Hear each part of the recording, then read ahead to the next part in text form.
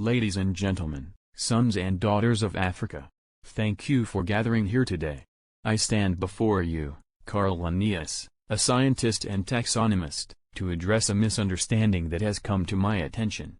It has been brought to my notice that there is a misconception regarding my work and the notion that I coined the term white race. I wish to clarify this matter and shed light on the truth. First and foremost, let me express my deepest respect for the complexity and sensitivity of the concept of race. I must emphasize that I did not invent or coin the term white race as a distinct racial category. In my efforts as a taxonomist, I indeed classified and described various human populations, but my focus was primarily on physical characteristics, not on the intricate concept of race as it is understood in modern times.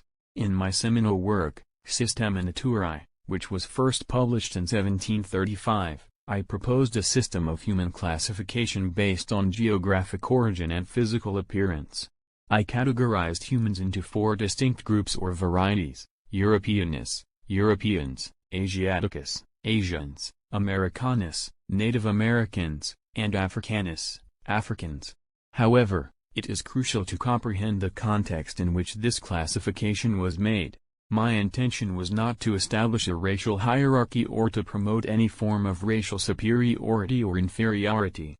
Rather, it was an attempt to organize human populations within the framework of my taxonomic system, which was primarily based on observable characteristics and geographical divisions.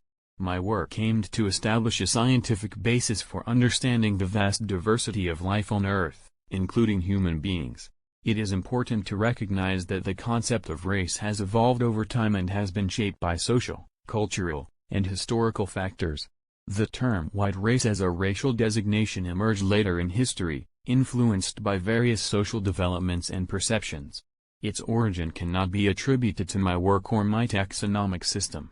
I acknowledge that the understanding and interpretation of race is complex and multifaceted. The concept of race continues to be the subject of extensive research, discussions, and debates in contemporary society. It is essential to approach the topic with knowledge, sensitivity, and an awareness of historical and social contexts. My contributions to science, particularly in the field of taxonomy, aimed to provide a framework for understanding the natural world and the incredible diversity of life. I sought to establish a system that would allow for the consistent identification and classification of organisms, including humans. My work has had a lasting impact on the scientific community and has laid the foundation for modern biological classification. In conclusion, I reiterate that I did not coin the term white race or establish a racial hierarchy.